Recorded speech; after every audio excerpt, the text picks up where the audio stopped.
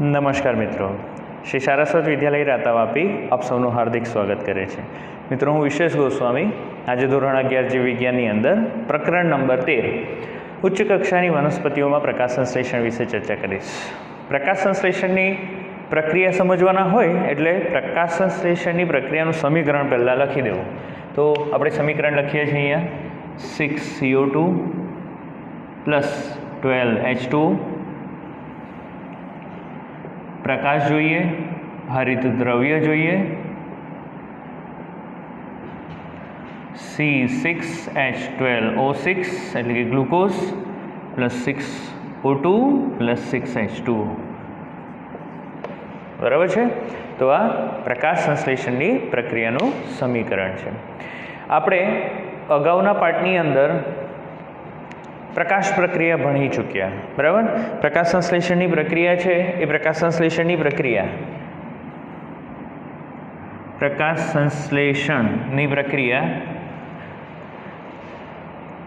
બે ભાગમાં વિભાજિત થઈ છે, એટલે કે એની અંદર બે પ્રકારના કાર્યો થાય. બરાબર છે. બે પ્રકારની પ્રક્રિયા જોઈ. એક પ્રકાશ પ્રક્રિયા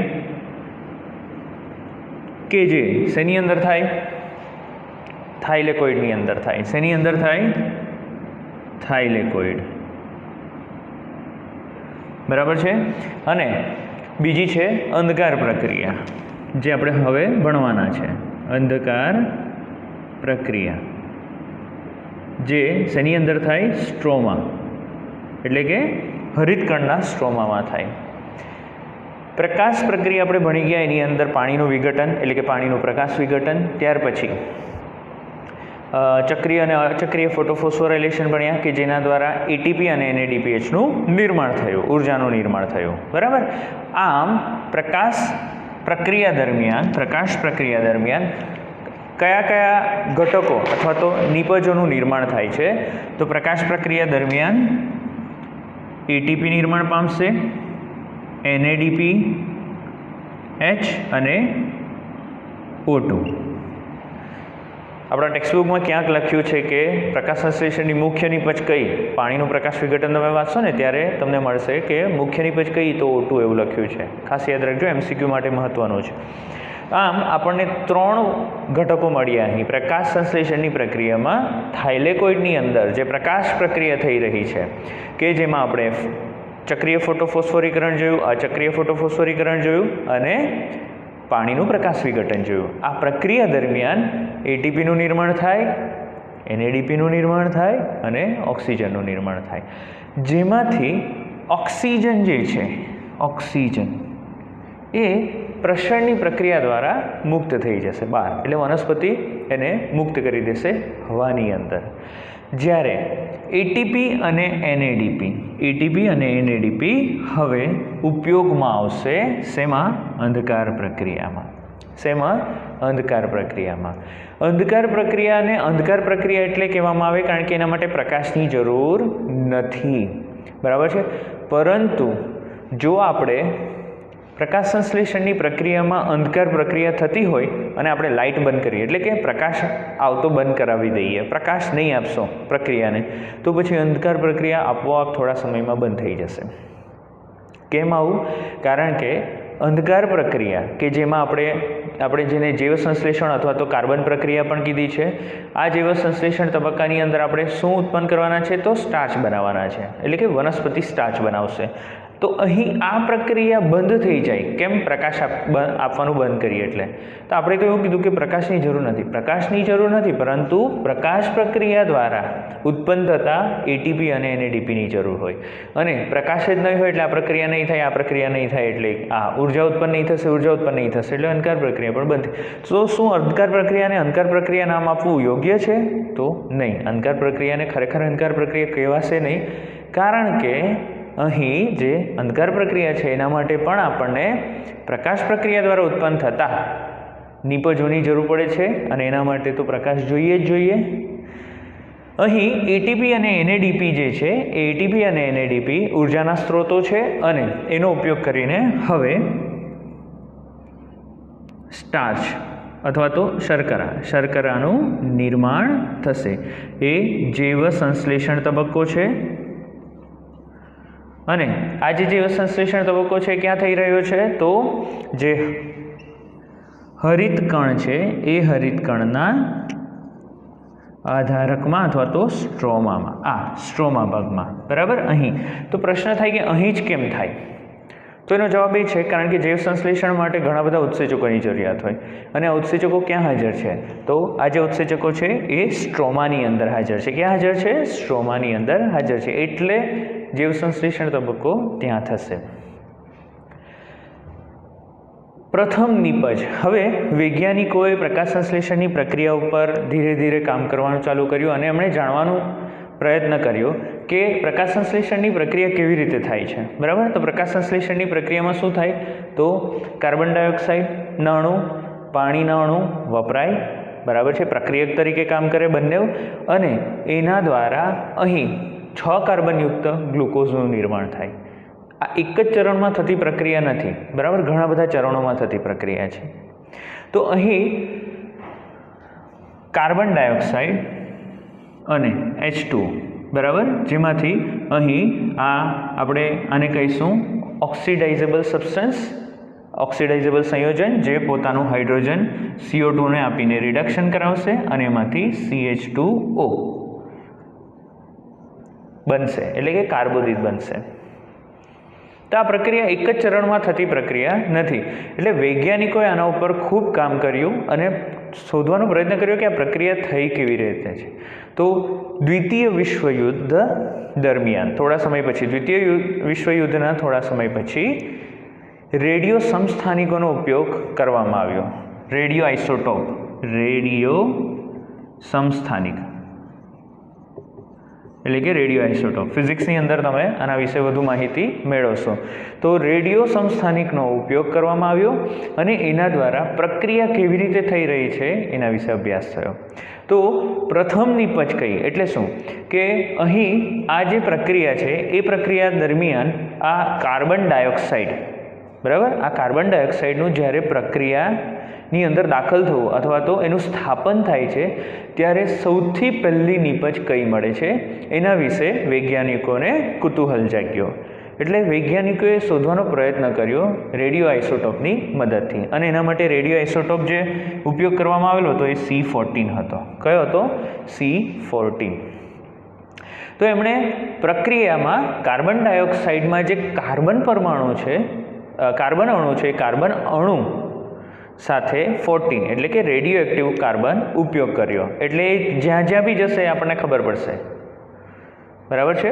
ચાલો, તો અહીં આ જે કાર્બન પરમાણુ છે, કાર્બન પરમાણુ રેડિયો એક્ટિવ હતો, એટલે અહીં CO2માં કાર્બન રેડિયો એક્ટિવ છે. એટલે હવે જ્યાં જ્યાં જશે અને જે નિપજમાં રૂપાંતરિત થશે એ નિપજ આપણને ખબર પડી જશે. તો મેલ્વિન કેલ્વિન નામના વૈજ્ઞાનિકે, મેલ્વિન કેલ્વિન નામના વૈજ્ઞાનિકે લીલ ક્લેડોફોરા, કઈ લીલ આપણા બુક્સમાં નથી, ટેક્સ્ટબુકમાં નોંધ કરી રાખજો. તો ક્લેડોફોરા લીલ ઉપર કામ કર્યું અને આ રેડિયો સમસ્થાનિક C14 રેડિયો સમસ્થાનિકનો ઉપયોગ કરીને એમણે જાણ્યું કે કાર્બન ડાયોક્સાઇડનું સૌ પ્રથમ સ્થાપન થઈને જે નિપજ મળે છે, નિપજ 3 કાર્બનયુક્ત કાર્બનિક એસિડ છે, બરાબર છે. CO2નું સ્થાપન થાય એટલે સૌ પ્રથમ 3 કાર્બનયુક્ત સ્થાયી નિપજ મળે છે, એક કાર્બનિક એસિડ મળે છે, એનું નામ છે PGA, 3-ફોસ્ફોગ્લિસરિક એસિડ. શું નામ છે? 3-ફોસ્ફોગ્લિસરિક એસિડ, 3-ફોસ્ફોગ્લિસરિક એસિડ, જેને 3PGA થી પણ ઓળખાય, બરાબર. PG અથવા 3PGA 3 કાર્બનયુક્ત છે. તો સૌપ્રથમ અહીં જે નિપજ મળી એ નિપજ કઈ હતી? 3 કાર્બનયુક્ત કાર્બનિક એસિડ, બરાબર છે. અને આ જે કાર્બનિક એસિડ હતો એ કયો હતો? તો PGA એટલે કે 3-ફોસ્ફોગ્લિસરિક એસિડ હતો. અહીં આ ખૂબ મોટું યોગદાન છે મેલ્વિન કેલ્વિન આના માટેનું. ત્યાર પછી વૈજ્ઞાનિકોએ આ જે પ્રક્રિયા છે એ પ્રક્રિયાનો વધારે ને વધારે અભ્યાસ કર્યો અને એમણે જોયું કે શું ખરેખર બધી જ વનસ્પતિઓની અંદર આપણને સૌપ્રથમ કાર્બન ડાયોક્સાઇડનું સ્થાપન થશે અને 3PGA જ મળશે. તો એમણે જુદી જુદી વનસ્પતિઓ પર કામ કર્યું અને જુદી જુદી વનસ્પતિઓ પર કામ કરતાં એમને માલુમ પડ્યું કે અમુક વનસ્પતિઓ એવી પણ છે કે જે કાર્બન ડાયોક્સાઇડનું સ્થાપન કરે, કાર્બન ડાયોક્સાઇડનું સ્થાપન કરે અને કાર્બન ડાયોક્સાઇડના સ્થાપન પછી સૌપ્રથમ જે નિપજ મળે છે એ 3 કાર્બનયુક્ત કાર્બનિક એસિડ નથી પરંતુ 4 કાર્બનયુક્ત કાર્બનિક એસિડ પ્રાપ્ત થાય છે. 4 કાર્બનયુક્ત અને એનું નામ છે ઓક્ઝેલો એસિટિક એસિડ. શું નામ છે? ઓક્ઝેલો એસિટિક એસિડ.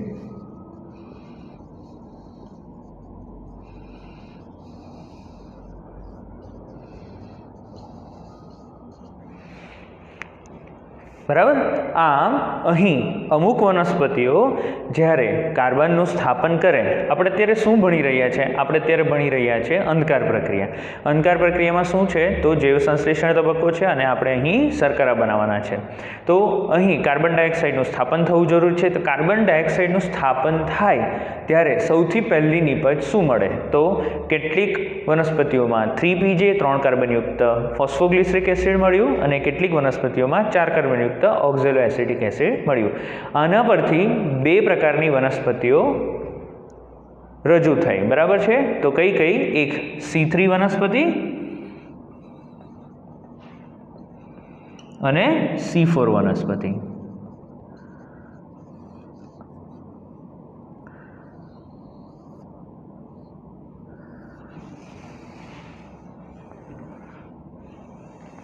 ચાલો, તો C3 વનસ્પતિ કોને કહીશું આપણે? એવી વનસ્પતિ કે જે કાર્બન ડાયોક્સાઇડ પ્રકાશ સંશ્લેષણની પ્રક્રિયા દરમિયાન કાર્બન ડાયોક્સાઇડનું સ્થાપન કરીને સૌપ્રથમ નિપજ 3 કાર્બનયુક્ત ફોસ્ફોગ્લિસરિક એસિડ બનાવશે, તો એને C3 વનસ્પતિ કહીશું. C4 વનસ્પતિ એટલે એવી વનસ્પતિ કે જે સૌપ્રથમ કાર્બન ડાયોક્સાઇડનું સ્થાપન કરીને પ્રથમ નિપજ જે પ્રાપ્ત થાય છે કઈ છે? 4 કાર્બનયુક્ત ઓક્ઝેલો એસિટિક એસિડ. તો એને આપણે C4 વનસ્પતિ કહીશું. હવે આની અંદર આપણે C3 ચક્ર અને C4 ચક્ર વિશે વધુ અભ્યાસ કરીએ. તો વૈજ્ઞાનિકોને આટલું ખબર પડી ગઈ, બરાબર, કે ભાઈ સૌપ્રથમ સ્થાયી નિપજ આ મળે છે.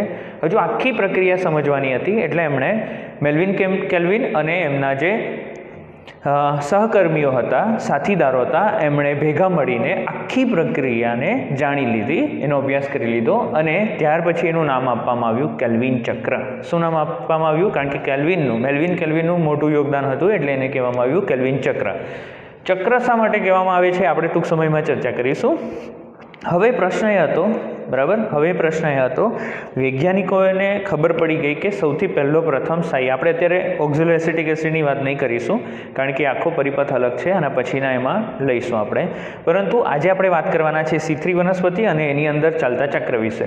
તો C3 વનસ્પતિમાં પહેલો જે આપણને સ્થાયી નિપજ મળે છે કાર્બન ડાયોક્સાઇડનું સ્થાપન થતાં સૌથી પહેલો જે આપણને સ્થાયી નિપજ મળે છે અહીં એ 3 કાર્બનયુક્ત ફોસ્ફોગ્લિસરિક એસિડ છે. આ ફોસ્ફોગ્લિસરિક એસિડ બનવું, ચાલો તમે જ વિચાર કરો, આ CO2માં કાર્બન કેટલા? 1 કાર્બન, બરાબર છે, 1 કાર્બન અને એમાંથી આપણને શું પ્રાપ્ત થાય છે? PGA કેટલા કાર્બનયુક્ત છે? 3 કાર્બન. તો વૈજ્ઞાનિકોએ ગણતરી કરી કે 1 કાર્બનમાંથી તો 3 કાર્બન નથી બનવાના એટલે કશેથી 2 કાર્બન આવશે, એટલે એવો કોઈક રસાયણ ઘટક સંયોજન હશે કે જે 2 કાર્બનયુક્ત હશે. કેટલા કાર્બનયુક્ત હશે? 2 કાર્બનયુક્ત. અને આ 2 કાર્બનયુક્ત ઘટક આ 1 કાર્બનયુક્ત કાર્બન ડાયોક્સાઇડ સાથે જોડાઈને 3 કાર્બનયુક્ત PGA પ્રાપ્ત કરાવે છે. વૈજ્ઞાનિકોએ આ સમજૂતી સાથે વર્ષો સુધી ઘણા બધા પ્રયોગો કર્યા પરંતુ તેઓ આ 2 કાર્બનયુક્ત સંયોજન શોધવામાં નિષ્ફળ ગયા. કેમ? એનું બહુ મોટું કારણ એ હતું કે અહીં ખરેખર 2 કાર્બનયુક્ત સંયોજન આની સાથે જોડાતો જ નથી, એની સાથે જોડાય છે 5 કાર્બનયુક્ત સંયોજન. કેટલા? 5 કાર્બનયુક્ત સંયોજન અથવા ઘટક. કયો હતો? તો CO2નો પ્રાથમિક ગ્રાહક. CO2માંથી PGA બને તો CO2 કોઈની સાથે જોડાશે તો જ PGA બનશે ને. તો PGA આ તો સરળ ગણતરી છે ને, અહીંયા તો અહીં ખાલી જગ્યા વત્તા 1 ઇઝ ઇક્વલ ટુ 3. તો આપણે આન્સર આપવો હોય તો કેવી રીતે આપીએ?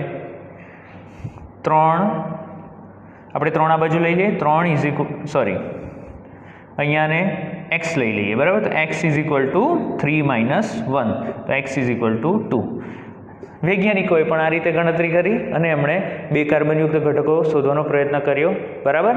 પરંતુ અહીં પ્રક્રિયાઓ દ્વારા, વિવિધ પ્રયોગો દ્વારા માલુમ પડ્યું કે 5 કાર્બનયુક્ત ઘટક સૌપ્રથમ કાર્બન ડાયોક્સાઇડ સાથે જોડાઈને કાર્બન ડાયોક્સાઇડનું સ્થાપન કરે છે. અને આ 5 કાર્બનયુક્ત ઘટક એ વિશિષ્ટ પ્રકારની પેન્ટોઝ શર્કરા હતી. 5 કાર્બન છે એટલે સ્વાભાવિક છે કે પેન્ટોઝ શર્કરા જ કહીશું આપણે. તો પેન્ટોઝ શર્કરા હતી જેમાં કીટો સમૂહ હતો. આપણે કાર્બોદિત વિશે ચર્ચા કરી ચૂક્યા છે, મોનોસેકેરાઇડ વિશે ચર્ચા કરી ચૂક્યા છે. એની અંદર ટ્રાયોસ, પેન્ટોઝ, હેક્ઝોઝ ભણ્યા હતા, બરાબર. તો પેન્ટોઝમાં આપણે અહીં એક કીટો પેન્ટોઝ શર્કરા કઈ તો RuBP, બરાબર. રિબ્યુલોઝ 1,5 બાયફોસ્ફેટ, જે કેટલા કાર્બનયુક્ત છે? 5 કાર્બનયુક્ત, બરાબર. રિબ્યુલોઝ 1,5 બાયફોસ્ફેટ યાદ રહેશે. ઓકે. તો આ રિબ્યુલોઝ 1,5 બાયફોસ્ફેટ જે છે એ રિબ્યુલોઝ 1,5 બાયફોસ્ફેટ અહીં 5 કાર્બન યુક્ત રિબ્યુલોઝ 1,5 બાયફોસ્ફેટ 1 કાર્બન યુક્ત કાર્બન ડાયોક્સાઇડ સાથે જોડાઈને કાર્બન ડાયોક્સાઇડનું સ્થાપન કરે. હવે સીધી ગણતરી છે. અહીં તો 5 આવ્યું, બરાબર છે. તો 5 + 1 તો કેટલા થાય? 6. તો અહીં આ બંને જ્યારે જોડાય અને RuBPનું કાર્બોક્સિલેશન, જો કોઈ બી પ્રક્રિયામાં કાર્બન ડાયોક્સાઇડ ઉમેરાય એટલે એને કાર્બોક્સિલેશન કહેવાય. કાર્બન ડાયોક્સાઇડ પ્રક્રિયા દરમિયાન દૂર થતો હોય તો એને શું કહીશું આપણે?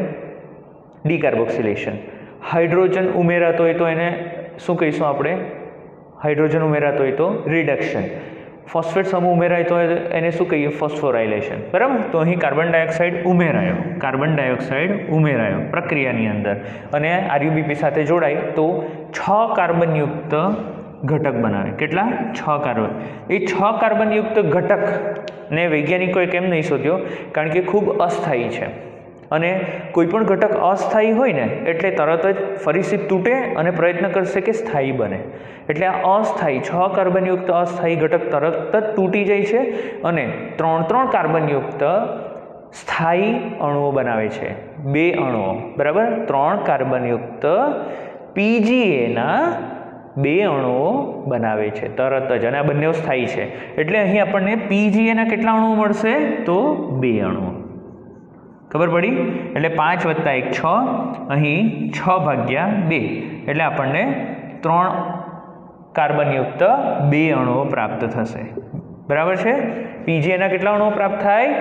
2 અણુઓ. કેમ? 5 કાર્બનયુક્ત RuBP, 1 કાર્બનયુક્ત કાર્બન ડાયોક્સાઇડ, બંને ભેગા મળીને 6 કાર્બનયુક્ત અસ્થાયી સંયોજન બનાવે. આ 6 કાર્બનયુક્ત અસ્થાયી સંયોજન તરત જ તૂટી જશે અને સ્થાયી બનશે, બરાબર. અને શું બનશે? તો PGA. PGA એટલે ફોસ્ફોગ્લિસરિક એસિડ. આ PGA 3 કાર્બનયુક્ત છે અને એના કેટલા અણુઓ પ્રાપ્ત થશે? આપણને 2 અણુઓ પ્રાપ્ત થશે. આ જે મધ્યસ્થી સંયોજન બને છે 6 કાર્બનયુક્ત, જે કેવો છે? અસ્થાયી છે. એનું નામ છે 2-કાર્બોક્સી-3-કીટો અર્બિટોનોલ 1,5 બાયફોસ્ફેટ. ફરીથી બોલું છું, નોંધ કરી રાખજો. 2-કાર્બોક્સી-3-કીટો અર્બિટોનોલ 1,5 બાયફોસ્ફેટ. 6 કાર્બનયુક્ત અણુ બને છે, તરત જ તૂટી જશે અને એમાંથી શું બનશે? 3-ફોસ્ફોગ્લિસરિક એસિડ. આમ અહીં ઘણી બધી પ્રક્રિયાઓ બાદ માલુમ પડ્યું કે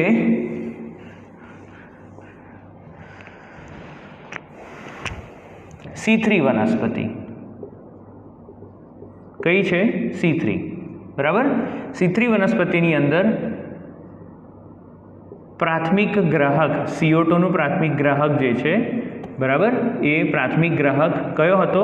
તો RuBP. 5 કાર્બનયુક્ત RuBP. અને પ્રથમ નિપજ કઈ મળી? પ્રથમ નિપજ કઈ મળી આપણને? તો PGA. PGAના 2 અણુઓ મળ્યા અને 3 કાર્બનયુક્ત છે, બરાબર. ચાલો, C4 વનસ્પતિની અંદર આપણે એટલી ચર્ચા કરી કે પ્રથમ સ્થાયી નિપજ કયો મળે છે? 4 કાર્બનયુક્ત ઓક્ઝેલો એસિટિક એસિડ. એની અંદર પ્રાથમિક ગ્રાહક કયો છે? તો એની અંદર આપણે જ્યારે C4 ચક્ર ભણીશું ત્યારે આપણે આના વિશે ચર્ચા કરીશું કે એની અંદર સૌપ્રથમ જે ગ્રાહક હોય છે પ્રાથમિક ગ્રાહક CO2 નો પ્રાથમિક ગ્રાહક કયો હોય છે? PEP, ફોસ્ફોઇનોલ પાયરુવિક એસિડ, અને 3 કાર્બનયુક્ત છે. તો PEP ના 3 કાર્બન, કાર્બન ડાયોક્સાઇડનો 1 કાર્બન, એટલે 4 કાર્બન થઈ ગયા. એટલે ઓક્ઝેલો એસિટિક એસિડના 4 કાર્બન અહીં પ્રાપ્ત થાય છે. આના વિશે આપણે પછી ચર્ચા કરીશું, પણ આ ખાસ યાદ રાખજો. C3 વનસ્પતિ અને C4 વનસ્પતિ એનો તફાવત પણ આપણે જોઈશું, પણ આ ખાસ તમારે યાદ રાખવાનું છે. તો આ થયું પ્રથમ નિપજ કઈ બરાબર છે? તો આ પ્રથમ નિપજો છે C3 વનસ્પતિમાં 3 કાર્બનયુક્ત 3 ફોસ્ફોગ્લિસરિક એસિડ, અને C4 વનસ્પતિની અંદર C4 વનસ્પતિની અંદર 4 કાર્બનયુક્ત ઓક્ઝેલો એસિટિક એસિડ. C3 વનસ્પતિમાં કાર્બન ડાયોક્સાઇડનો પ્રાથમિક ગ્રાહક કયો? 5 કાર્બનયુક્ત RuBP, જ્યારે C4 વનસ્પતિની અંદર 3 કાર્બનયુક્ત PEP, ફોસ્ફોઇનોલ પાયરુવિક એસિડ. બરાબર. હવે નેક્સ્ટ કેલ્વિન ચક્ર. બરાબર. આ સમસ્થાનિકોનો ઉપયોગ કરીને મેલ્વિન કેલ્વિન અને તેના જે સાથીદારો હતા એમણે આખો પરિપથ રજૂ કર્યો. આ જે પરિપથ છે ભાઈ એમનું બહુ મોટું કામ છે આ પરિપથ રજૂ કરવાનું, અને એમણે શોધેલો હોવાથી મુખ્ય વ્યક્તિ મેલ્વિન કેલ્વિન વૈજ્ઞાનિક હોવાથી આ ચક્રને શું કહેવામાં આવે? કેલ્વિન ચક્ર. ચક્ર એટલે કહેવામાં આવે કારણ કે અહીં જે પ્રથમ કાર્બન ડાયોક્સાઇડનો સ્થાપક જે છે એ સ્થાપક કોણ છે? RuBP, ribulose 1,5 biphosphate.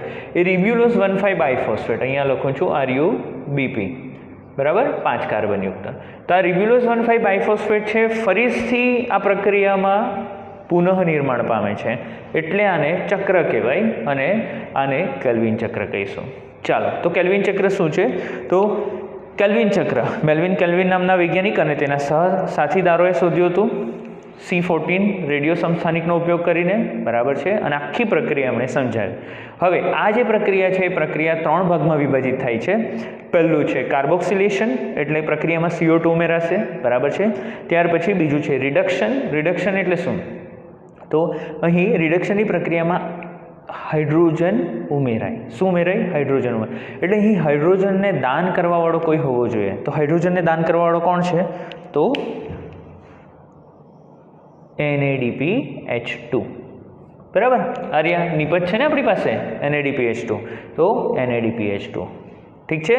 બરાબર. અને અહીં ફોસ્ફોરીકરણની બી પ્રક્રિયા થાય, અને ફોસ્ફોરીકરણની પ્રક્રિયા માટે શું જોઈએ? ફોસ્ફેટ સમૂહ. દાન કોણ કરશે? ATP, adenosine triphosphate. કેટલા ફોસ્ફેટ છે? 3 માંથી એક દાન કરી શકે, 2 બી કરી શકે.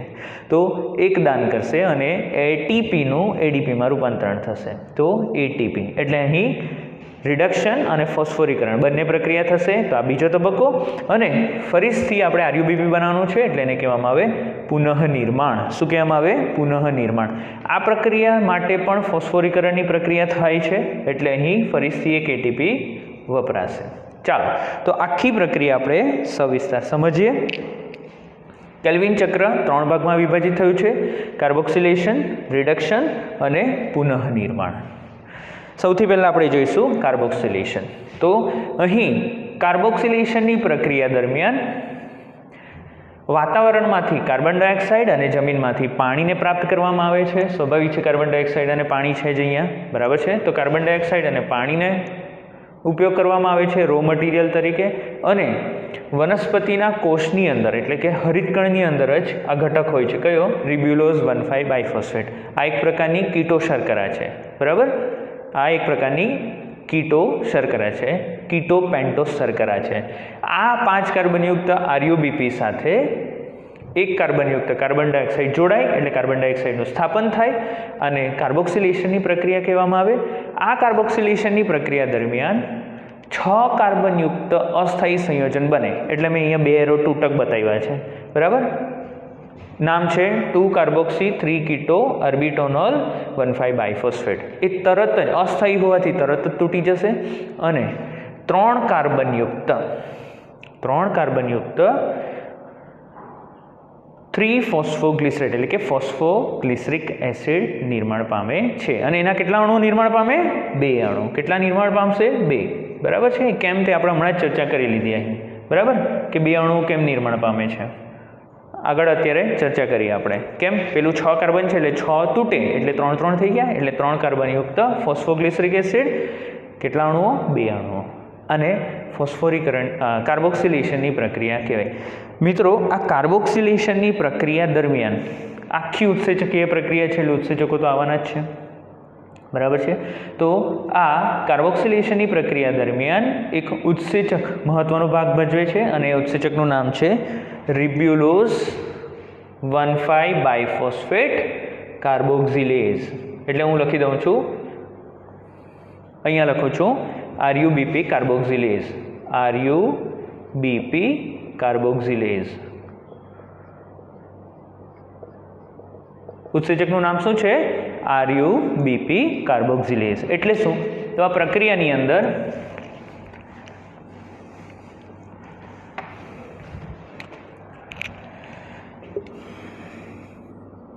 RuBP 5 કાર્બનયુક્ત, CO2 1 કાર્બનયુક્ત, બરાબર છે, 6 કાર્બનયુક્ત અસ્થાયી સંયોજન બને અને ત્યાર પછી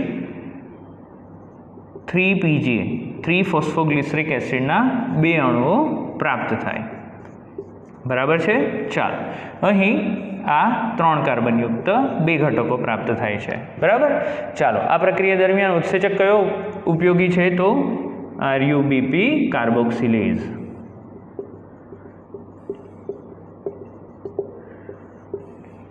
આ જે RuBP કાર્બોક્સિલેઝ છે એની એક વિશિષ્ટતા છે કે એ કાર્બન ડાયોક્સાઇડ સાથે બી જોડાઈ શકે અને ઓક્સિજન સાથે બી જોડાઈ શકે. એટલે શું? કાર્બોક્સિલેશનની બી પ્રક્રિયા કરી શકે, ઓક્સિજનેશનની બી પ્રક્રિયા કરી શકે, બરાબર છે. ઓક્સિડેશન નહીં, ઓક્સિજનેશન. એટલે એને કહેવામાં આવે RuBP કાર્બોક્સિલેઝની જગ્યાએ એનું આખું નામ છે RuBP કાર્બોક્સિલેઝ ઓક્સિજનેઝ. Ribulose 1,5 biphosphate કાર્બોક્સિલેઝ ઓક્સિજનેઝ. એટલે એને શોર્ટમાં લખવામાં આવે છે રિબ્યુલોઝ 1,5 બાયફોસ્ફેટ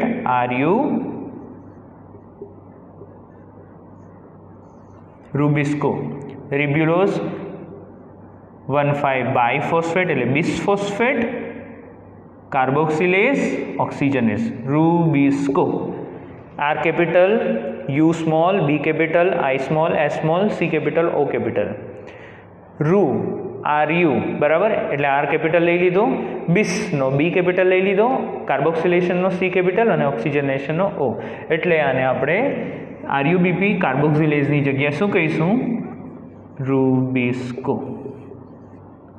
ઠીક છે. તો RuBisco ઉત્સેચકની મદદથી આ કાર્બોક્સિલેશનની પ્રક્રિયા થાય છે. RuBisco આપણે આના પછી ભણીશું અને વિશે સવિસ્તાર. RuBisco વિશ્વમાં સૌથી વધુ માત્રામાં જોવા મળતું પ્રોટીન જે છે, પ્રભાવી પ્રોટીન એ RuBisco છે, કારણ કે આ ઉત્સેચક છે અને પ્રોટીનનો બનેલો છે. અને આ જે RuBisco છે એ RuBisco ઓક્સિજન સાથે બી જોડાઈ શકે અને કાર્બન ડાયોક્સાઇડ સાથે. અહીંયા કોની સાથે જોડાશે? અહીંયા તો કાર્બન ડાયોક્સાઇડ સાથે જોડાશે, બરાબર. પરંતુ એ ઓક્સિજન સાથે બી જોડાય. પરંતુ એના માટે ફેવરિટ કોણ છે? તો એ ઓક્સિજન અને કાર્બન ડાયોક્સાઇડ બંને હોય તો એ કાર્બન ડાયોક્સાઇડ સાથે વધારે જોડાવાનું પસંદ કરશે. ચાલો, તો આપણી પાસે હવે 3 કાર્બનયુક્ત 3 ફોસ્ફોગ્લિસરિક એસિડના 2 અણુઓ મળ્યા, બરાબર છે. ચાલો આગળ જઈએ. હવે તો કાર્બોક્સિલેશન પછી હવે આ જે 3 ફોસ્ફોગ્લિસરિક એસિડ છે, 3 ફોસ્ફોગ્લિસરિક એસિડનું રિડક્શન થશે. શું થશે? રિડક્શન એટલે શું? હાઇડ્રોજન ઉમેરાવો અને ફોસ્ફોરીકરણ પણ થાય. તો હાઇડ્રોજન ઉમેરવાનો અને ફોસ્ફેટ સમ ઉમેરવાનો, એટલે એને દાન કરવાવાળા કોઈ જોઈએ. તો આપણી પાસે ઓલરેડી અહીં શક્તિ સ્વરૂપે ATP અને NADP છે. NADPH2 પાસે શું છે? હાઇડ્રોજન. ATP પાસે શું છે? ફોસ્ફેટ સમૂહ. એટલે અહીં ATP અને NADPH2 પોતાના હાઇડ્રોજન અને ફોસ્ફેટ સમૂહ આપીને અહીં મુખ્ય રિડક્શનની પ્રક્રિયા છે, એટલે રિડક્શન કરાવશે કોનું? PGAનું, અને ફોસ્ફોરીકરણ કરાવશે. આ પ્રક્રિયા દરમિયાન ATP પોતાનો ફોસ્ફેટ સમૂહ આપી દે એટલે એનું રૂપાંતરણ શેમાં થયું? ADPમાં. ADનો સાઇન ટ્રાઇફોસ્ફેટ, ટ્રાઇનો એક નીકળી ગયો એટલે ડાયફોસ્ફેટ, ADP. અને NADPH2 પોતાનો હાઇડ્રોજન આપશે એટલે શું બની જશે? NADP, બરાબર. અને 2 ફોસ્ફેટ સમૂહ વપરાઈ જશે, એટલે કે ઉર્જા વપરાય એકચ્યુઅલી અહીં. ચાલો, હવે આ રિડક્શનની પ્રક્રિયા થઈ એ દરમિયાન 2 ATP વપરાયા અને 2 NADPH2 વપરાયા. તો 2 કેમ? તો મિત્રો અહીં તમે જોઈ શકો છો કે 3-ફોસ્ફોગ્લિસરિક એસિડના બી કેટલા અણુ છે? 2. એટલે એક 3-ફોસ્ફોગ્લિસરિક એસિડનું રિડક્શન કરવું હોય તો એક એટીપી અને એક NADPH2 વપરાય. તો 2 ફોસ્ફોગ્લિસરિક એસિડ છે એટલે અહીં કેટલા વપરાશે? 2 એટીપી અને 2 NADPH2. તો ખાસ યાદ રાખજો, નીટ માટે પણ મહત્વનું છે કે અહીં રિડક્શનની પ્રક્રિયા દરમિયાન કેટલા એટીપી અને કેટલા NADPH2 વપરાય? તો 2 એટીપી અને 2 NADPH2. ચાલો, રિડક્શનની પ્રક્રિયા થઈ, બરાબર છે, હાઇડ્રોજન ઉમેરાયો અને અહીં એક ટ્રાયોસ શર્કરાનું નિર્માણ થયું. 3 કાર્બનયુક્ત ટ્રાયોસ શર્કરા. કઈ? 3-ફોસ્ફોગ્લિસરાલ્ડિહાઇડ. કઈ? 3, આ નોંધ કરી રાખજો, આપણા ટેક્સ્ટબુકમાં નથી. 3-ફોસ્ફોગ્લિસરાલ્ડિહાઇડ. આ જે ટ્રાયોસ ફોસ્ફેટ છે, હવે ટ્રાયોસ ફોસ્ફેટ આગળની પ્રક્રિયામાં ભાગ ભજવશે અને 1 કાર્બન દાન કરશે. કેટલો? 1 કાર્બન દાન કરશે. ચાલો, હવે અહીં આખી પ્રક્રિયા દરમિયાન બનવાનું શું છે? આપણે શું બનાવવાના છે? ગ્લુકોઝ બનાવવાના. શું બનાવવાના? ગ્લુકોઝ. તો મિત્રો અહીં ગ્લુકોઝ માટે C6H12O6. એટલે ગ્લુકોઝની અંદર કાર્બન કેટલા છે? 6 કાર્બન. અહીંયા એક CO2નું સ્થાપન થયું અને કેલ્વિન ચક્ર ચાલ્યું, બરાબર.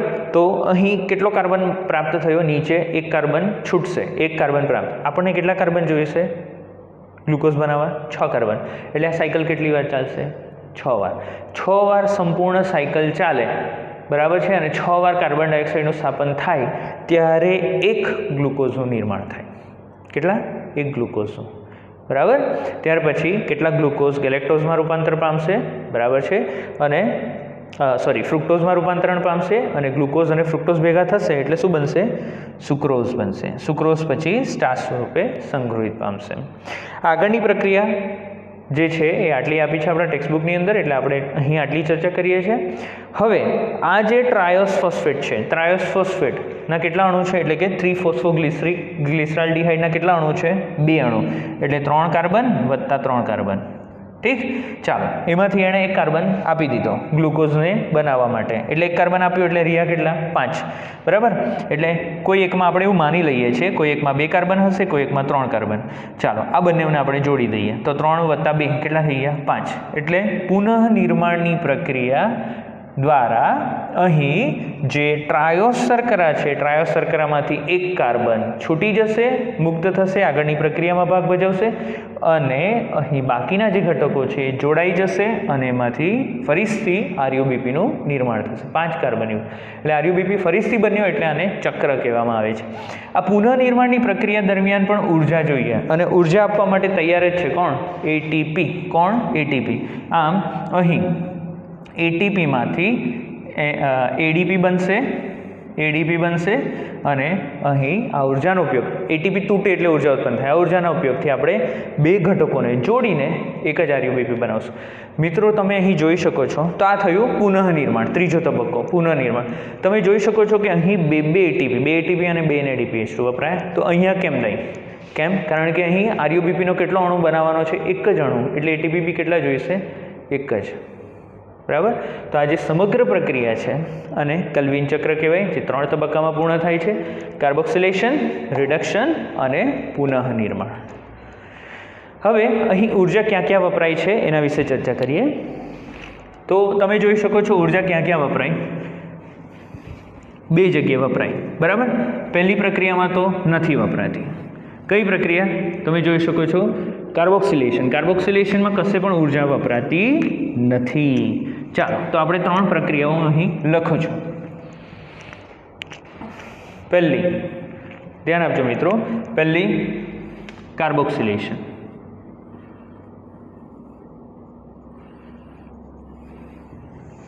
ચાલો, બીજી રિડક્શન અને ત્રીજી પુનઃનિર્માણ. ચાલો, અહીં લખું છું ATP અને NADPH+. ચાલો, કાર્બોક્સિલેશનમાં કેટલા ATP અને કેટલા NADPH વપરાયા? 0, એક પણ નહીં, બરાબર. તો અહીંયા લખું છું 0 ATP અને 0 NADP. NADP ખાલી લખીએ છીએ, ચાલી જશે, સમજી જશો. ચાલો રિડક્શન, રિડક્શનમાં કેટલા વપરાયા, સોરી રિડક્શનમાં કેટલા વપરાયા, 2 ATP અને 2 NADP. તો અહીંયા લખું છું 2 ATP અને 2 NADP. પુનઃનિર્માણની પ્રક્રિયામાં કેટલા ATP અને NADP વપરાય, તો NADP નથી વપરાતા, ફક્ત એક ATP વપરાય છે, બરાબર. તો 0 NADP પરંતુ 1 ATP. આમ તમે જોઈ શકો છો કે એક કેલ્વિન ચક્ર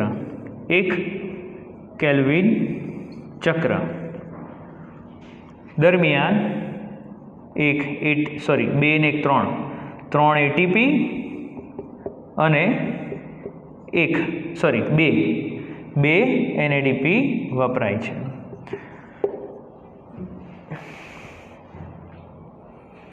પરંતુ આપણે ગ્લુકોઝ બનાવવું હોય C6H12O6, બરાબર. આ એક કેલ્વિન ચક્ર દરમિયાન, એટલે કે એક કાર્બન ડાયોક્સાઇડનું સ્થાપન, એકવાર કાર્બન ડાયોક્સાઇડનું સ્થાપન કર્યું એ દરમિયાન કેટલા ATP વપરાયા, તો 2 + 1 3 ATP વપરાયા. અને કેટલા NADP વપરાયું, તો 2 કેટલા 2 3 ATP અને 2 NADP. એક કેલ્વિન ચક્ર દરમિયાન અથવા તો એકવાર કાર્બન ડાયોક્સાઇડના સ્થાપન દરમિયાન ટોટલ 2 + 1 એટલે કે 3 ATP અને 2 NADP વપરાય છે. 3 ATP અને 2 NADP વપરાય છે, બરાબર. હવે અહીં કાર્બન ડાયોક્સાઇડ કેટલી વાર સ્થાપિત થાય, જો અહીંયા 6CO2 6 વાર કાર્બન ડાયોક્સાઇડનું સ્થાપન કરવાનું છે, તો આપણને એક ગ્લુકોઝ મળશે. કેટલો, એક C6H12O6, એક ગ્લુકોઝ. એટલે કેલ્વિન ચક્ર કેટલી વાર ચલાવવું પડે, 6 વાર. કેટલી વાર, 6 વાર. એક કાર્બન ડાયોક્સાઇડનું સ્થાપન કરવું, એકવાર ચક્ર ચાલે, 6 વાર કરીશું, 6 વાર ચાલશે અને એક જ એના દ્વારા ગ્લુકોઝ બનશે. આમ ગણતરી કરો કે 6 કેલ્વિન ચક્ર, તો અહીંયા લખવું પડશે આપણે કે એક ગ્લુકોઝના નિર્માણમાં માટે 6 વાર કેલ્વિન ચક્ર ચાલે, તો એના માટે કેટલા ATP જોઈએ, તો 1 માટે 3, તો 6 માટે કેટલા, 18. અને કેટલા NADP જોઈએ, તો 1 કેલ્વિન ચક્ર માટે 2, તો 6 માટે 12 NADP. બરાબર છે, સમજ પડી. તો આ અહીં એક ગ્લુકોઝના નિર્માણ માટે કેટલા ATP અને કેટલા NADP વપરાશે, બરાબર. તો 18 ATP અને 12 NADP વપરાશે. 10 ગ્લુકોઝ માટે 180 ATP અને 120 NADP. ખ્યાલ આવ્યો. નીટમાં એક પ્રશ્ન પૂછાય કે 6 ગ્લુકોઝના નિર્માણ માટે રિડક્શનની પ્રક્રિયામાં કેટલા ATP અને NADP વપરાય છે, તો સ્પષ્ટ કરેલું છે રિડક્શન, ફક્ત રિડક્શન ગણવાનું આપણે, બરાબર, પુનઃનિર્માણ નહીં. તો રિડક્શન માટે જ જો ગણવું હોય તો ત્યારે આપણે શું કહેવું પડે, 18ની જગ્યાએ 12 જ લખવા પડે, 12 ATP અને 12 NADP. કેમ, આ જ ગણવાના ને, એટલે 12 ATP અને 12 NADP. વિચારજો હું શું બોલી ગયો તે. અહીં આ જે પ્રક્રિયા થઈ એ પ્રક્રિયામાં ATP અને NADP વપરાયા. હવે આપણે થોડુંક આગળ જે ભણી ચૂક્યા છે એની વાત કરીએ તો આપણે શું ભણ્યા આગળ, આપણે ભણી ગયા પ્રકાશ પ્રક્રિયા કે જેની અંદર અચક્રીય ફોટોફોસ્ફોરીકરણ થાય. અચક્રીય ફોટોફોસ્ફોરીકરણ. એ અચક્રીય ફોસ્ફોરીકરણ દરમિયાન તમને યાદ હોય તો કંઈક આવું કરેલું આપણે, P680 એટલે કે PS2 બરાબર છે, વિજાણુગ્રાહક, ઇલેક્ટ્રોન ટ્રાન્સપોર્ટ સિસ્ટમ PS1 વિજાણુગ્રાહક અને અહીં NADP નું રિડક્શન, બરાબર. આ પ્રક્રિયા દરમિયાન અહીં એક ATP બને અને એક NADP બને, બરાબર.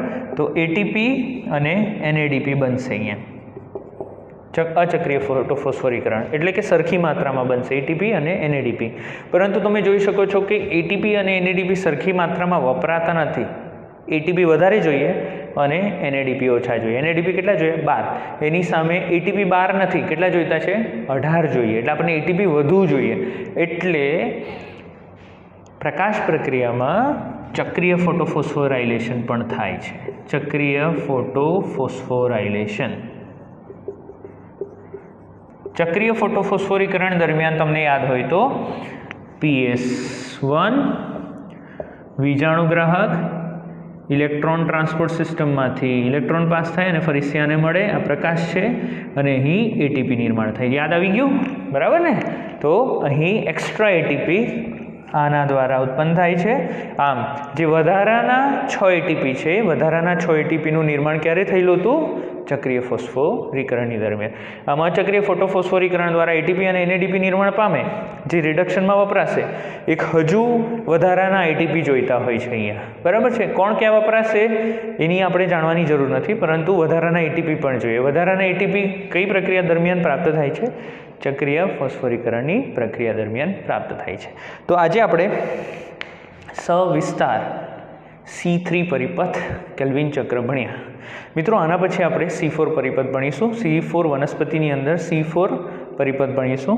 એની અંદર પણ કેલ્વિન ચક્ર તો આવશે. એટલે વનસ્પતિ C3 હોય કે C4 ટાઈપની હોય, કોઈ બી ટાઈપની હોય, કેલ્વિન ચક્ર તો આવવાનું.